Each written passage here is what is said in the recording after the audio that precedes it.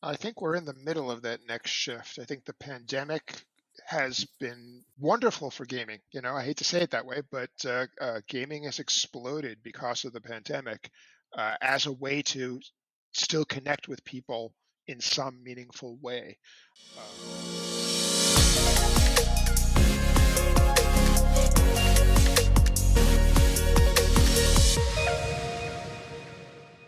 This is kind of our last bit of discussion that we're going to do about D20 Modern. And what I'd like to do is to get everybody's impression of the things that they are most proud of and most happy with the way that D20 Modern came out. And also kind of the legacy for you in your personal life, like how it influenced things that you went on to do in the future and kind of what it meant to you as a part of your career. So I'm going to start with Bill on this one, and I'll kind of go through each person. Probably one of the biggest things I'm proud of with this system was incorporating the action point into the D20 system. Mm-hmm. That just gave the player another tool for their toolbox in order to accomplish what they want to accomplish in the game. And it certainly fit the cinematic approach we were taking with the game. Beyond that, like we've said before, would I change stuff if I were doing it again? Certainly, but I'm proud to have my name on this book. I'm proud to have worked with these guys, a game that's still inspiring people from what I can tell. And it sits proudly on my shelf with everything else I've done. And where it led me beyond this is, I always, I hope I grow with every project I do and get better at my craft.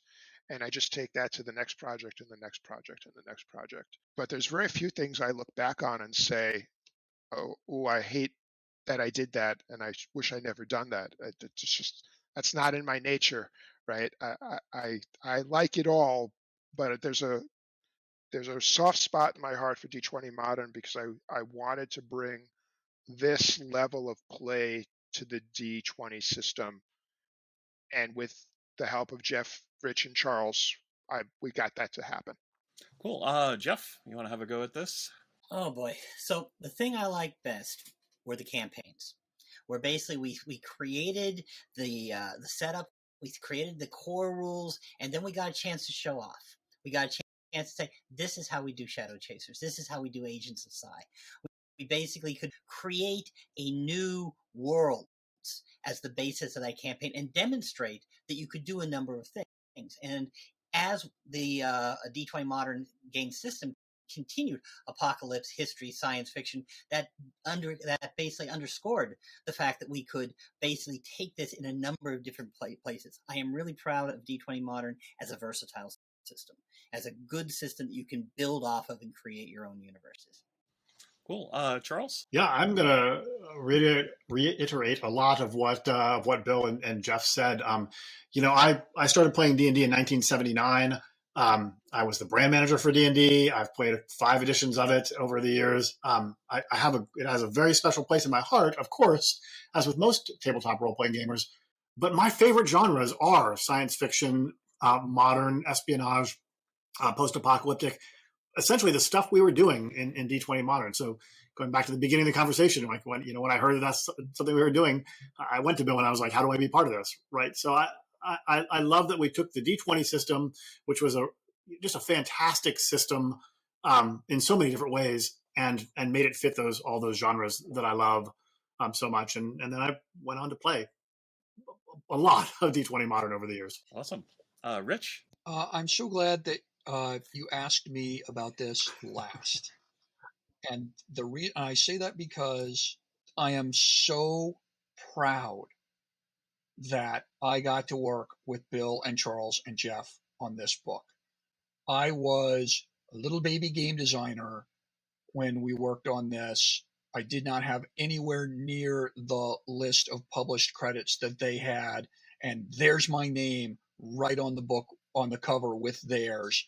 Just such an amazing experience, and I learned so much. And I'm humbled and proud by the experience, humbled by the experience and proud of the experience. And as far as a legacy goes, about 5 years after I left Wizards of the Coast, I was working for my current employer, which is an outdoor gear retailer, and I work on the IT side of their business. And one of my coworkers came up to me and tapped me on the shoulder and held out a copy of D20 Modern and said, "Are you this Rich Redmond?" Nice. And asked for my autograph. And so that I'm very lucky that I mean, I kind of wish we were all back in the office again so I could do more gaming with these people.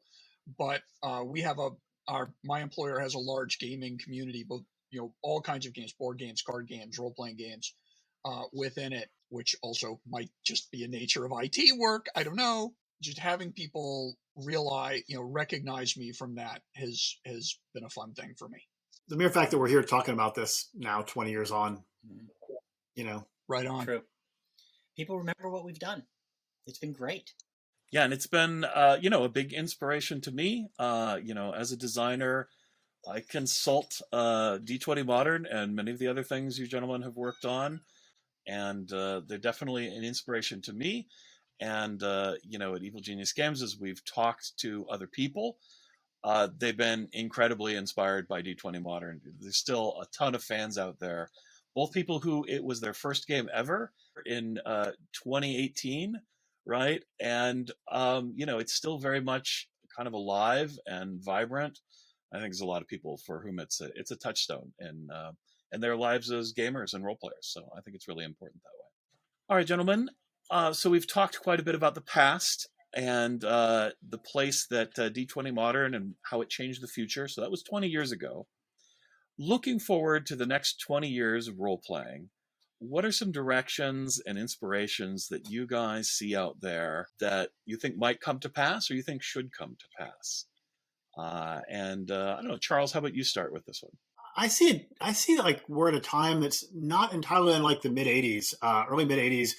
There was this period there where D&D had really reached this high level, and there were of course other games out there. You had Traveler and we're talking about Boot Hill and Top Secret and things like that. But there was this blossoming of people exploring new genres, and that's when you saw diverse games like Paranoia and Twilight 2000 and Toon, and ultimately leading to things like Torg and just so many different games. People, D&D had reached a certain level of maturity with a large audience that was beginning to really say, what else is out there? And designers too were doing that. Now that diversity has remained with us. There's all kinds of role-playing games that are out there, but we've seen another mushrooming of popularity for D&D over the last decade.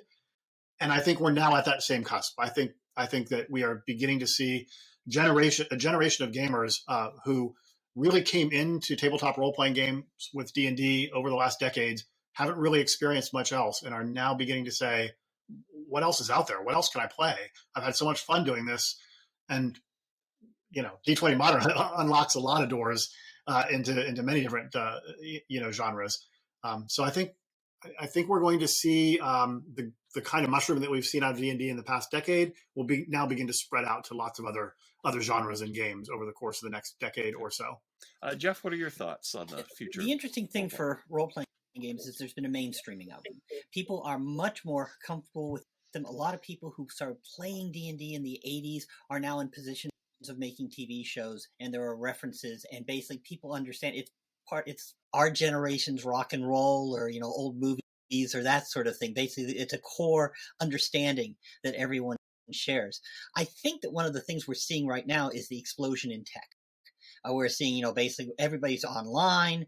We've got virtual reality coming up, computer game graphics have just really accelerated, and with that, the potential to tell stories. And a lot of that is coming out of the role-playing game background. And so what we've done over the past forms a foundation of where what we're seeing is happening in the future and how people are storytelling online. I'm really bad at predicting the future. I'll say, I do want to say this. While I was working on the brand side of Wizards of the Coast, what I thought was a really interesting market research study.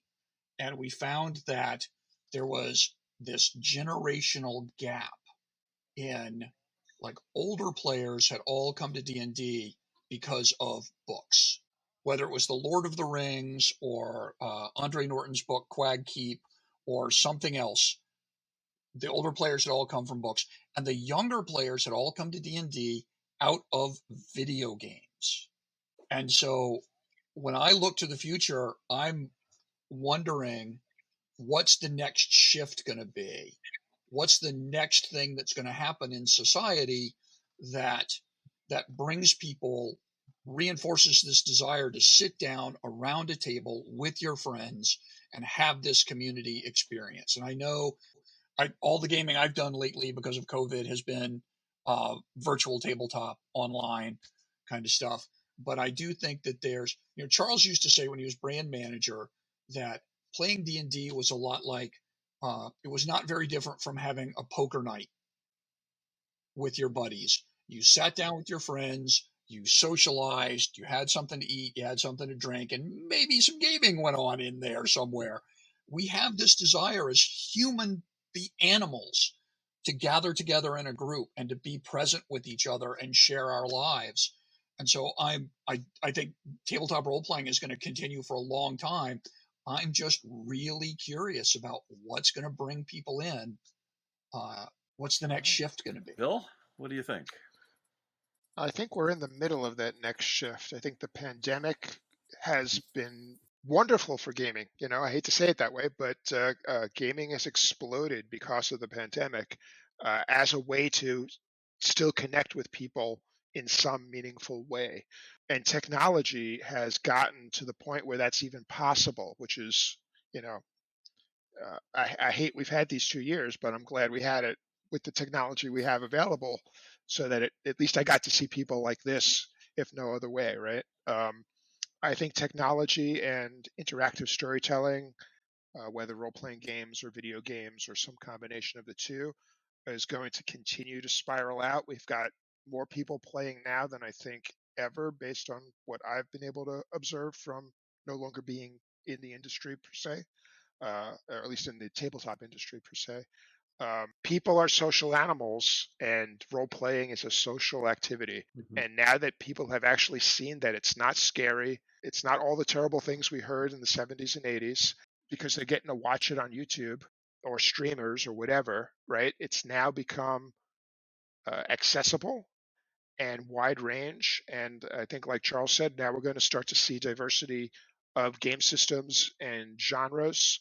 And I think it's just an exciting time to be doing this kind of stuff. And D&D is approaching its 50th anniversary, and I don't see that slowing down.